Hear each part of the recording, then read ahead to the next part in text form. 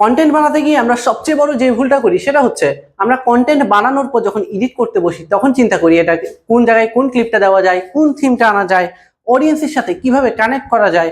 অথচ কন্টেন্ট বানানোর আগে আমার একটা প্ল্যানিং করা উচিত ছিল যে আমি এটা কোন উদ্দেশ্যে কন্টেন্টটা করছি, এটা কি সেলের জন্য না অ্যাওয়ারনেসের জন্য, বা এখানে আমি কোন থিমটা ফুটিয়ে তুলবো, কোন ক্লিপটা দিব। তাই রমাদান সেলস মাস্টারি ওয়ার্কশপের পঞ্চম ক্লাসে আজকে আমরা আলোচনা করব স্ট্র্যাটেজিক কন্টেন্ট প্ল্যানিং নিয়ে, যেখানে আমরা 10টি পয়েন্ট আলোচনা করব যেগুলো আপনার কন্টেন্ট করার আগে আপনার চিন্তা করতে হবে, বা 10টি অ্যাঙ্গেল তুলে ধরবো, 10টি থিম তুলে ধরবো, যে থিমগুলো আপনি আপনার কন্টেন্টে অ্যাপ্লাই করতে পারেন। প্রথমত আমাদের নাম্বার 1 যে কাজটা সবার আগে করতে হবে সেটা হচ্ছে কন্টেন্ট প্ল্যান। আমরা দেখা যায় যে আমরা প্ল্যানটা সবার শেষে করি, যেটা শুরুতেই বলছিলাম। আমার আগে প্ল্যান থাকতে হবে যে আমি কন্টেন্টটা কেন করছি। কন্টেন্ট অনেক কারণে হইতে পারে, একটা হইতে পারে জাস্ট আমার অ্যাওয়ারনেসের জন্য, একটা হইতে পারে আমার সেলের জন্য, একটা হইতে পারে জাস্ট রিভিউ। অনেকগুলো কন্টেন্ট টাইপ হতে পারে। এখন আমি যখন চিন্তা করবো আমি অ্যাওয়ারনেস ক্রিয়েশন বা এডুকেশন বেস একটা কন্টেন্ট করব, যে আমি এই কন্টেন্টের মাধ্যমে বোঝাতে চাই যে আমি আসলেই দক্ষ, আমি এই বিষয়ে খুব বেশি জানি, তখন কিন্তু কন্টেন্টের টোন হবে একরকম, স্ক্রিপ্ট হবে একরকম, কন্টেন্টের পরিবেশটা হবে একরকম। আবার যখন আমি চাই যে না, আমার কাস্টমার মোটামুটি আমার সম্পর্কে জানে, তারা জানে যে আমি অভিজ্ঞ, এখন তাদের কাছে আমি সেল করতে চাই, আমি সেলসের জন্য কন্টেন্ট করব, তখন কিন্তু সম্পূর্ণ থিমগুলো ফুল ভিন্ন হবে। আমরা দেখা যায় যে যখন আমরা অ্যাড রান করি তখন হচ্ছে যে আমরা কন্টেন্ট করার পর চিন্তা করি যে এই ভিডিওটা কি অ্যাওয়ারনেসে দিব নাকি এটা হচ্ছে সেলস অ্যাড দিব, কোন অ্যাড দিব এটা নিয়ে আমি চিন্তা করতেছি। অথচ বিষয়টা ছিল সম্পূর্ণ ভিন্ন। আমি আগে প্ল্যান করা উচিত ছিল যে আমি অ্যাওয়ারনেসের জন্য একটা কন্টেন্ট লাগবে, তারপর যেহেতু এটা অ্যাওয়ারনেসের কন্টেন্ট তাহলে আমার স্ক্রিপ্ট কিরকম হবে, এভাবে আমি ধাপে ধাপে পুরো জিনিসটা শেষ করব। আমরা করছি উল্টোটা। তাই এখন থেকে আপনার এই জিনিসটার যে কোনো কন্টেন্ট করার আগে সর্বপ্রথম প্ল্যান করতে হবে যে এটা আমি কেন করছি। হোয়াইটা যদি ক্লিয়ার থাকে তাহলে আপনার বাকি কাজ অনেক সহজ হয়ে যাবে। 2 নম্বর, টার্গেট অডিয়েন্স বোঝা, যেখানে আমরা সবচেয়ে বড় ভুল করি। আমরা দেখা যায় গণহারে সবার জন্য বিক্রি করতে চাই, যে কোনো ধরনের প্রোডাক্ট, যেমন একটা কোরআন, এটা হতে পারে যে এটা ঠিক আছে সবার লাগে, আপনি চিন্তা করলেন কোরআন তো সবারই প্রয়োজন, সবারই ঘরে থাকার প্রয়োজন, তাই আমি ওপেন টার্গেট দিয়ে দিলাম এবং কন্টেন্টে আমি কোনো কিছু উল্লেখ করলাম না। এটা গেল একটা থিম। আরেকটা থিম হতে পারে আমি নির্দিষ্ট স্পেসিফিক একটা অডিয়েন্স নিয়ে কাজ করছি, যেমন হতে পারে যে আমি কোরআনটাকে একটা গিফট প্যাকেজের আদলে নিয়ে এসেছি এবং সেটাকে হচ্ছে যে বিবাহ বা জন্মদিন বা যে কোনো ইভেন্টের ক্ষেত্রে আমি এটা উপহার হিসেবে পাঠাচ্ছি। তখন কিন্তু আমার কন্টেন্টের থিম ফুল ভিন্ন হয়ে যাবে। আর যখন আমি ক্রমাগত একটা থিমের উপর কাজ করব তখন আমার সব অডিয়েন্স কিন্তু ওই কেন্দ্রিক হবে। কিন্তু যখন আমি দেখা যাবে কিছুক্ষণ আমি উপহার হিসেবে বলছি, কিছুক্ষণ আমি সওয়াবের উদ্দেশ্যে দেখাচ্ছি, কিছুক্ষণ হচ্ছে আমি মাদ্রাসার ছাত্রদের জন্য বলছি, এক একবার এক এক থিমে, তখন কিন্তু আসলে ওইটা আমি খুব গভীরভাবে বা ভালো কিছু করতে পারবো না। যে আমার সামনে যদি 3-4টা মুরগি থাকে, আমি যদি 3টা-4টার পিছুই দৌড়াতে থাকি, আমি কিন্তু একটা মুরগিও ধরতে পারবো না।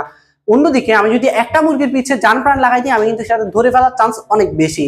আশা করি পয়েন্টটা বুঝতে পেরেছেন। দ্বিতীয়ত হচ্ছে পেইন পয়েন্ট বোঝা। ঠিক আছে, আমি বুঝলাম এখন হচ্ছে যে আমি গিফট প্যাকেজ হিসেবেই কোরআনটা সেল করব বা কোরআনটা পৌঁছে দিব। এখন এই যে গিফট প্যাকেজ হিসেবে দিবে, তার পেইন পয়েন্ট কি, তার সমস্যা কি? ধরেন তার সমস্যা হচ্ছে সে বাজেটের মধ্যে, সে স্টুডেন্ট, সে বাজেট ফ্রেন্ডলি একটা গিফট প্যাকেজ খুঁজছে, সে পাচ্ছে না। আমি এই জিনিসটা চাইলে আমার কন্টেন্টে ফুটিয়ে তুলতে পারতাম, বাট আমি এই জিনিসটা না বলে আমি জাস্ট আমার কি কি ফিচার্স আছে দেখাচ্ছি, আমি কোরআনের সাথে আমি তাসবিহ দিচ্ছি, আমি আতর দিচ্ছি, প্রিমিয়াম বক্স দিচ্ছি, এই জিনিসগুলো গড়বড়তা বলে যাচ্ছি, আমার প্রাইজিংও হাই। আমি কিন্তু কাস্টমারের, আমার অডিয়েন্সের পেইন পয়েন্ট বা সমস্যার মূল জায়গাটা ধরতে পারি নাই। আপনি যদি তাদের সমস্যার মূল জায়গাটাতে হাত দিতে পারেন, তারা কিন্তু আপনার কন্টেন্টে অনেক বেশি ইন্টারেক্ট করবে বা নিজের সাথে রিলেট করতে পারবে। তো এখন থেকে কন্টেন্ট করার সময় পেইন পয়েন্টটা অবশ্যই বুঝতে হবে। পেইন পয়েন্টটা এক এক অডিয়েন্সের ক্ষেত্রে এক এক রকম, এক এক প্রোডাক্টের ক্ষেত্রে এক এক রকম। এটা কিন্তু আপনি মার্কেট রিসার্চ করবেন, কম্পিটিটর রিসার্চ যখন করবেন, ঘাটাঘাটি যখন করবেন আপনার নিশ নিয়ে, আপনার প্রোডাক্ট নিয়ে, তখন আপনি নিজেই বুঝতে পারবেন। তৃতীয়ত হচ্ছে কাস্টমারের পছন্দকে গুরুত্ব দেওয়া। যেমন ধরেন একটা ঘটনা দেখছিলাম বা একটা লেখা পড়ছিলাম যে এইভাবে বিষয়টা তুলে ধরছিল, শশা আর একটা হচ্ছে টমেটো। এখান থেকে যদি আপনাকে জিজ্ঞেস করা হয় কোন ফলটা মানে বেশি আপনি পছন্দ করবেন বা কোনটা স্বাস্থ্যগুণের দিক থেকে বেশি প্রেফারেবল বা বেশি উত্তম, কেউ বলবে টমেটো, যে টমেটোতে ভিটামিন সি আছে। কেউ বলবে শশা, এখানে ফাইবার আছে বা হচ্ছে খুব কম ক্যালোরি, আপনার ওজন বাড়াবে না, যারা ডায়েট করতে চায় তাদের জন্য ভালো। এক একজনের এক একটা চাহিদা। এখন যে মানুষটা ওজন কমাতে চায় সে দেখছে কি এখানে ওজন কমাবে, এটা ওজন বাড়াবে না, কম ক্যালোরি, তাকে যদি আমি টমেটোর হাজার গুণাগুণ বলি যে ভিটামিন সি আপনার দাঁতের মাড়ি শক্তিশালী করবে, রোগ প্রতিরোধ ক্ষমতা বাড়াবে, সে কি এটা কখনো নিবে না। আবার একইভাবে যার ভিটামিন সি এর দরকার, যার টমেটো দরকার, তাকে যদি আমি শশার গুণাগুণ সারাদিন বলি, সে কিন্তু এটা নিবে না। তো এই ক্ষেত্রে আমাকে বুঝতে হবে কাস্টমারের কি পছন্দ করছে, কাস্টমার যেটা পছন্দ করতেছে আমাকে সেই জিনিসে ফোকাস দিতে হবে। এখন বলবেন যে ভাই কাস্টমারের পছন্দ কিভাবে বুঝবো? তাই শুরুর দিকে ঠিক আছে, আপনি যেহেতু নতুন, আপনি কিছু জানেন না, দুইটা কাজ করতে পারেন। এক, অনেক কম্পিটিটর অ্যানালাইসিস করে তারা কিভাবে কাজ করছে সেটা বোঝার চেষ্টা করুন, তারা কোন অডিয়েন্স নিয়ে কাজ করতেছে সেটা বোঝার চেষ্টা করুন। দুই হতে পারে যে আপনার কাস্টমার যারা আছে, কাস্টমার যে কমিউনিটি গুলো আছে সেখানে ঘোরাফেরা করুন, তাদের সাথে আলোচনা করুন, তাদের সাথে মিশে যান, তারা কি পছন্দ করে সেটা জানতে চান, তখন বুঝতে পারবেন। এর পাশাপাশি আপনি আরো একটা কাজ করতে পারেন, সেটা হচ্ছে আপনি শুরুতে টেস্ট করতে পারেন, কয়েকটা অ্যাঙ্গেল থেকে কয়েকটা কন্টেন্ট করলেন, কোনটা ভালো কাজ করতেছে এবং এটা কি ক্রমাগত ভালো কাজ করে কিনা। যখন দেখবেন যে ক্রমাগত এই জিনিসটা ভালো কাজ করতেছে আপনার অডিয়েন্সের ক্ষেত্রে, তখন বুঝতে হবে যে আপনার এই অডিয়েন্সটা এই জিনিসটা পছন্দ করতেছে, সে অনুযায়ী পরের জিনিসগুলো সাজাইতে হবে। এরপর আসলো যে কম্পিটিটর অ্যানালাইসিস। কম্পিটিটর অ্যানালাইসিস আমরা সবাই বুঝি যে ঠিক আছে, আমার যারা ধরেন আমি যখন কোরআন নিয়ে কাজ করবো, কোরআন নিয়ে অন্য যারা কাজ করতেছে তাদের অ্যাডগুলো আমার ফিডে অটোমেটিক আসে, ঠিক আছে, দেখলাম ও কি করতেছে না করতেছে, এতটুকুই কি কম্পিটিটর অ্যানালাইসিস, নাকি এর ভিতরে আরো অনেক কিছু আছে? এখানে কি কি দেখবেন, কি কি দেখলে আপনি বুঝতে পারবেন যে সে কি করতেছে না করতেছে? প্রথমত, সে প্রতিনিয়ত পোস্ট করছে কিনা, তার অ্যাড কোনটা চলছে, মানে কতদিন ধরে চলছে। আপনি যখন অ্যাড লাইব্রেরিতে যাবেন, ধরেন একজন মানুষের 10টা অ্যাড চলছে, এখন 10টা অ্যাড তো সে একই দিনে রান করে নাই, বেশিরভাগ ক্ষেত্রে দেখা যায় যেটা, কোনোটা দেখা যায় যে 10 দিন আগে রান করেছে, কোনোটা আবার 6 মাস আগে থেকে এখনো অ্যাক্টিভ। যে একটা 6 মাস আগে থেকে এখনো অ্যাক্টিভ, তার মানে সেইখান থেকে রেজাল্ট পাচ্ছে বলেই তো অ্যাক্টিভ রেখেছে, তাই না? সে যদি এখান থেকে রেজাল্ট না পাইতো, 6 মাস ধরে তো এই অ্যাডটা অ্যাক্টিভ থাকতো না। তার মানে আপনার বুঝতে হবে ওই যে কন্টেন্টটা বা যেই থিমে সে কাজ করেছে, তার অডিয়েন্স আপনার অডিয়েন্স যদি সেম হয়ে থাকে আর কি, আপনি ওইটা একটা ভালো থিম হইতে পারে, জাস্ট আপনি আইডিয়া নেবেন, এমন না যে আপনি তারা কপি করতে হবে। দ্বিতীয়ত হচ্ছে আপনি তার পেজের ডেকোরেশন, সে হচ্ছে যে কিভাবে কি কি দিচ্ছে, তার প্যাকেজিংটা কেমন, তার হচ্ছে যে সার্ভিস কেমন, সবকিছু যখন আপনি অ্যানালাইসিস করবেন, সেখান থেকে কিছু না কিছু গ্যাপ বের হবে। যত বড়ই পেজ হোক না কেন, তাদের ছোটখাটো কিছু গ্যাপ থাকে, আপনি চাইলে সেই গ্যাপে প্রবেশ করতে পারেন, সেই যে প্রবলেমটা রয়ে গেছে সেই প্রবলেমটা সলিউশন করতে পারেন, আপনার অডিয়েন্সের সামনে সেটা গ্লোরিফাই করতে পারেন। এটা একটা পয়েন্ট গেল। পাশাপাশি হচ্ছে যে আপনি যেটা বললাম যে কাস্টমারের পছন্দের গুরুত্ব কিভাবে বুঝবেন, সেটার জন্য আপনি কম্পিটিটিভ অ্যানালাইসিস করতে পারেন, সেখান থেকে বুঝতে পারতেছেন। 5টা গেল। 6 নম্বর হচ্ছে প্রোডাক্টের গ্যাপ এবং উন্নতির সুযোগ। এতক্ষণ বললাম কম্পিটিটর অ্যানালাইসিস, এবার বলতেছি প্রোডাক্ট অ্যানালাইসিস, অর্থাৎ প্রোডাক্টের গ্যাপ বের করতে হবে। কম্পিটিটরের গ্যাপ বাইর করলেন, ঠিক আছে, বাট কম্পিটিটরের গ্যাপ দিয়ে যে আপনি সারা জীবন চলে যেতে পারবেন এমন না, আপনার নিজেরও কিন্তু গ্যাপ দেখতে হবে।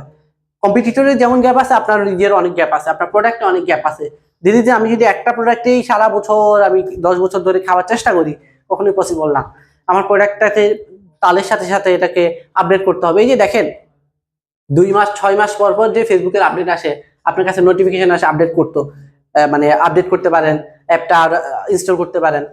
কি দরকার পড়ছে ওদের তো সেই পরিমাণ কাস্টমার, অনেক সেল না, পুরো বাংলাদেশ, সরি বাংলাদেশ বলতেছি, পুরো বিশ্বে যে ওদের অডিয়েন্স বা ওদের কাস্টমার আছে, ওদের কি টাকা পড়ছে যে এত টাকা রেখে ওদের এমপ্লয়ি রেখে এটাতে দিনের পর দিন আপডেট করা। এখন তো যে এআই যুগ, মেটা এআই চলে আসছে, কেন আসছে এটা? ওদের কি কোনো দরকার ছিল? দরকার ছিল। যে জিনিসটা আমরা মনে করি যে আমাদের যখন কিছু সেল আসে, আমরা মনে করি যে মানে এটা তো সেল যাচ্ছে, তার মানে হচ্ছে যে আমার চেঞ্জ করার দরকার নাই। কিন্তু দেখেন এত বড় প্রতিষ্ঠান ফেসবুক, সেও কিন্তু নিজেকে চেঞ্জ করে, আর আপনি নিজেকে চেঞ্জ করতে ভয় পান বা মনে করেন যে চেঞ্জ করার দরকার নাই।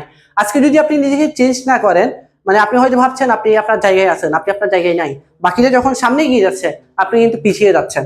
তো এটা কিন্তু খেয়াল রাখতে হবে। আপনি যদি তালের সাথে সাথে, যুগের সাথে সাথে নিজেকে চেঞ্জ না করতে পারেন, আপনি আসলে এইভাবে মার্কেট থেকে একদিন হারিয়ে যাবেন। 7 নাম্বার গুরুত্বপূর্ণ একটা পয়েন্ট, ফিচারের বদলে বেনিফিটস এবং ফিলিংস সেল করা।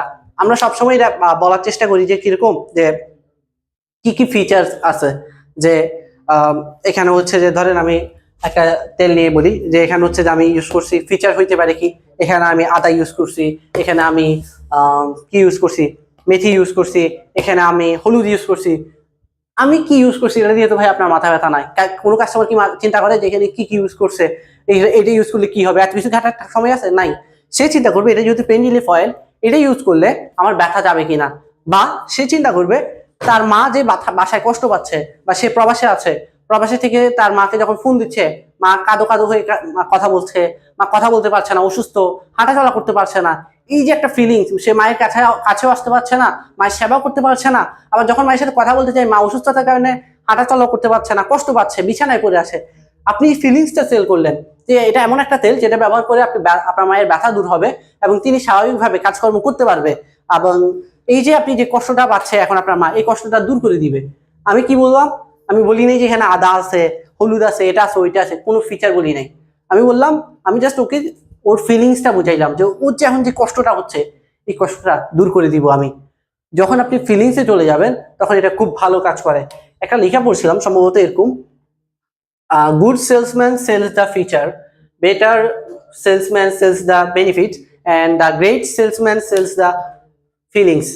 অর্থাৎ প্রথমত হচ্ছে ফিচার তো বুঝলেন যে আদা হলুদ আছে, এটা একটা কন্টেন্ট হইতে পারে। ফিচারের বদলে অনেকে বেনিফিট সেল করে। বেনিফিট কি? যে আদাতে আছে কাঁচা হলুদে আছে কারকিউমিন, যেটা আপনার ব্যথা, শরীরে ব্যথা কমাতে পারে।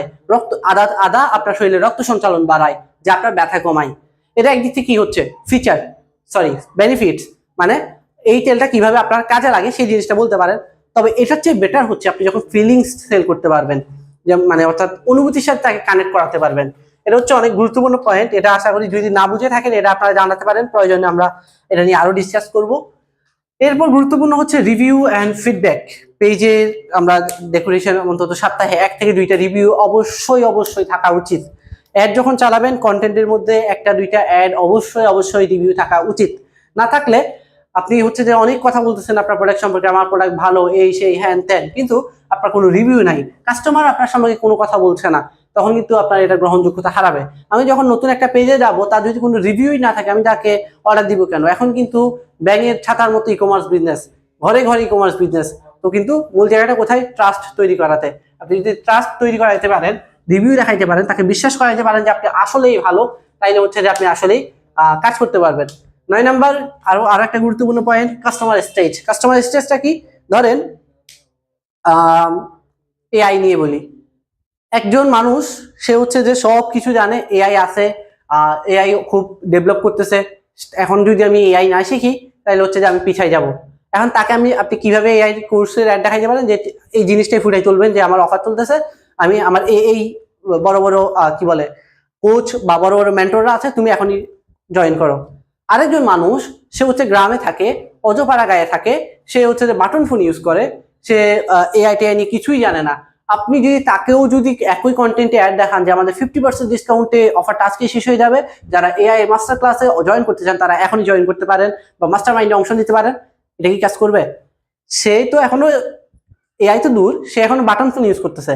তার মানে সেই কাস্টমার এক পর্যায়ে, আর প্রথম দিকে যে কাস্টমার বললাম সে একটা স্টেজে, দুইজন স্টেজ ভিন্ন। সে এখন, আপনি যদি তার কাছে সেল করতে যান, আমি বলবো না আপনি সেল করতে পারবেন না, তবে আপনাকে অনেকগুলো ধাপ অতিক্রম করতে হবে। প্রথমত তাকে বুঝাইতে হবে যে আসলে কেন আমার অনলাইনের বা কি বলে স্মার্টফোনে আসা উচিত, স্মার্টফোনের গুরুত্ব বুঝাই, তারপর বুঝাই যে এআই কেন আসা উচিত, এআই আপনার লাইফটা কিভাবে সহজ করে দিচ্ছে, বিষয়গুলো বোঝানো উচিত। এর সব যখন সে বুঝে যাবে যে এআই আসলে অনেক দরকারি বা এটা আসলেই দরকার, তখন তার আপনি অফার দিবেন। ঠিক একইভাবে আপনার প্রোডাক্টের ক্ষেত্রে কয়েকটা স্টেজ থাকতে পারে।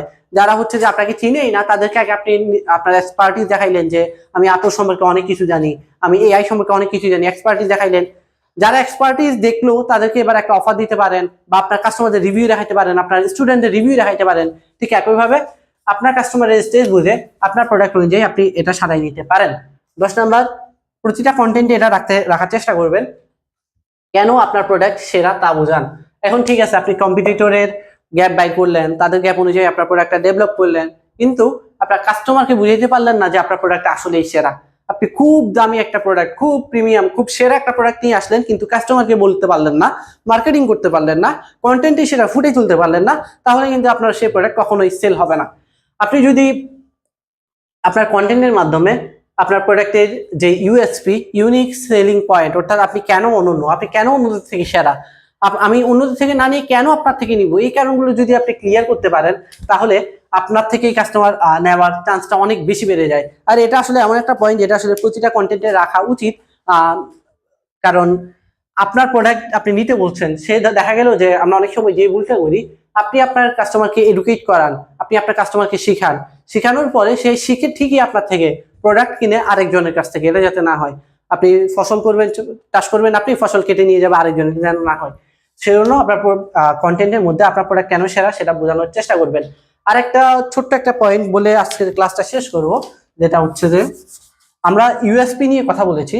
এখন হচ্ছে যে পাশাপাশি বর্তমান যে যুগ, এখন হচ্ছে যে দেখবেন যে র কন্টেন্ট গুলো বলেন বা হচ্ছে মানুষ স্টোরি খুঁজে, মানুষ ইমোশনালি টাচ চায় একটা কন্টেন্টের মধ্যে। এতক্ষণ আমরা কথা বলেছি ইউএসপি, ইউনিক সেলিং পয়েন্ট। আর এখন যেটা বলবো সেটা হচ্ছে ইএসপি, ইমোশনাল সেলস পয়েন্ট। অর্থাৎ আপনার কন্টেন্টটা, আপনার প্রোডাক্টটা কিভাবে আমার ইমোশনের সাথে কানেক্ট করতে পারেন সে পয়েন্টটা বের করতে হবে। যেমন আমি কিছুক্ষণ আগে যে পেন্ডিল ফয়েল নিয়ে উদাহরণ দিলাম, যে মায়ের কষ্ট দূর করে দিচ্ছে, আপনি মায়ের সেবা যত্ন করতে পারছেন না, সময় দিতে পারছেন না, আপনি এটা নিয়ে পাঠান যে আপনার মায়ের কষ্ট দূর হয়ে যাবে। এই একটা ইমোশনে টাচ করেছি। কোন ইমোশন? যে মায়ের কষ্ট দূর হওয়া। একইভাবে আমি যখন কোরআন নিয়ে কথা বলবো, আমি বলতে পারি যে মানে আপনি হয়তো মানে সামনে রমজান আসছে, রমজান হচ্ছে যে এমন একটা মাস যখন হচ্ছে কোরআন নাজিল হয়েছিল। আপনি যদি এই মাসে কোরআন না পড়তে পারেন, কোরআনের একটা হক আছে প্রতি বছর এক রমজান থেকে আরেক রমজান এবং সম্ভবত 2 খতম বা এরকম কোন একটা জিনিস করা, কোরআনটা শেষ করা। আপনি কিছুই করতে পারলেন না, তাহলে আপনি কি জবাব দেবেন আল্লাহর কাছে? আমি তখন ইমোশনাল, ধর্মীয় পয়েন্ট থেকে তাকে ইমোশনালি টাচ করলাম। আপনার প্রত্যেকটা প্রোডাক্টের ক্ষেত্রে কি এক একটা পয়েন্ট থাকে। যেমন অনেকে বলবেন যে ভাই এটা তো হচ্ছে কোরআনের ক্ষেত্রে বললেন, বা এটা তো হচ্ছে আপনার অনেক বড় একটা সমস্যার সমাধান করতেছে সেজন্য বললেন, কিন্তু যেসব প্রোডাক্ট সরাসরি সমস্যার সমাধান করে না সেগুলোতে কি বলবো? যেমন আতর নিয়ে বলতে পারে যে ভাই আতর তো কোনো সমস্যার সমাধান করে না, আমি এখানে কিভাবে ইমোশনাল সেলস পয়েন্ট আনবো। দেখেন, আপনি আতরটাকে প্রত্যেকটা প্রোডাক্টেরই সবগুলো যে সমস্যার সলিউশন করবে এমন না, এক একটা পয়েন্ট থেকে আপনি ইমোশনালি কনভার্ট করতে পারেন। যেমন আতরটাকে আমি চাইলে রাসূল সাল্লাল্লাহু আলাইহি ওয়াসাল্লাম যে আতর ব্যবহার করতেন বা সুগন্ধি ব্যবহার করতেন, সেখান থেকে যে একটা পয়েন্ট এনে রিলিজিয়াস একটা পয়েন্ট থেকে ইমোশনালি টাচ করতে পারি, বা আরো বেটার কিছু হইতে পারে। আমি যদি এটা নিয়ে আরো ঘাটাঘাটি করি তাহলে আমি আরো ভালো বলতে পারবো, যেহেতু এটা আমার নিশ না, আমি এটা নিয়ে ঘাটাঘাটি করি না বা সময় দিই নাই, আমি এটা নিয়ে রিসার্চ করলে হয়তো আরো ভালো কিছু বলতে পারবো।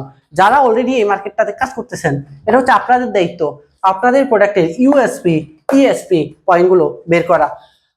আশা করি সকলের কাছে ক্লিয়ার যে বিষয়টা, আমরা আমাদের কন্টেন্টের প্ল্যানিং কিরকম হওয়া উচিত, আমাদের কন্টেন্টে আমরা কি কি পয়েন্টগুলো রাখবো। আর এখন আপনাদের জন্য একটা গুরুত্বপূর্ণ টাস্ক দিব, যেটা কমপ্লিট করলে আপনার কন্টেন্ট করতে গিয়ে আর কোনো প্যারা থাকবে না বলে আমার মনে হয়। নাম্বার 1, আপনার কন্টেন্টের প্ল্যানিং করতে হবে যে আপনি কন্টেন্টটা কেন বানাবেন। আপনি প্রথমত হচ্ছে যে যেহেতু এখানে রমাদান কেন্দ্রিক সেলস ওয়ার্কশপ, সেহেতু আপনি মাথায় রাখবেন যে রমজানে আপনার কি কি কন্টেন্ট প্রয়োজন। এখন থেকে কিন্তু প্ল্যানিং, আমি বারবার কথাটা বলি যে প্ল্যানিং আপনার শুরু থেকেই করা উচিত। ইভেন আমাদের প্রথম ক্লাস পুরোটাই হয়েছে প্ল্যানিং নিয়ে। এখনো পর্যন্ত যদি আপনি প্ল্যানিং না করে থাকেন, আপনার অবশ্যই প্রথমে কন্টেন্ট নিয়ে প্ল্যান করতে হবে যে আপনার কেন, কয়টা কন্টেন্ট করবেন অ্যাওয়ারনেসের জন্য, কয়টা কন্টেন্ট করবেন সেলসের জন্য। এটা 2 নাম্বার, আপনার প্রোডাক্টের ইউএসপি পয়েন্ট। ইউএসপি পয়েন্ট বের করে ফেললে আপনি সেই ইউএসপি পয়েন্টকে আপনার কন্টেন্টে হাইলাইট করতে পারবেন। 3 নাম্বার, আপনার প্রোডাক্টের ইএসপি অর্থাৎ ইমোশনাল সেলস পয়েন্ট। 4 নাম্বার, 4 নাম্বারটাও আসলে আপনার প্রোডাক্ট কেন সেরা সেগুলো অলরেডি এখানে চলে আসছে, তাও আমি যদি এখানে একটা পয়েন্ট লিখি যে কম্পিটিটর অ্যানালাইসিস।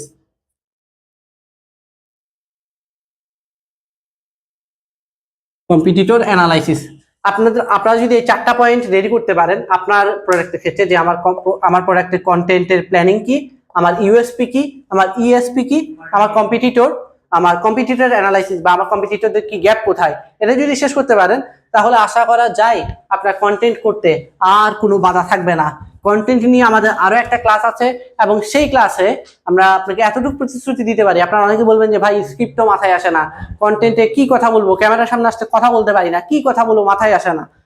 স্ক্রিপ্ট লেখার ঝামেলা, স্ক্রিপ্ট লেখার প্যারা একেবারেই শেষ হয়ে যাবে, কারণ এমন 10 থেকে 12টা মেথড, এমন 10 থেকে 12টা সূত্র শেয়ার করব যেগুলো দিয়ে আপনি যে কোনো প্রোডাক্টের ক্ষেত্রে ইজিলি একটা স্ক্রিপ্ট রেডি করে ফেলতে পারবেন, একটা কন্টেন্ট রেডি করে ফেলতে পারবেন ইনশাআল্লাহ।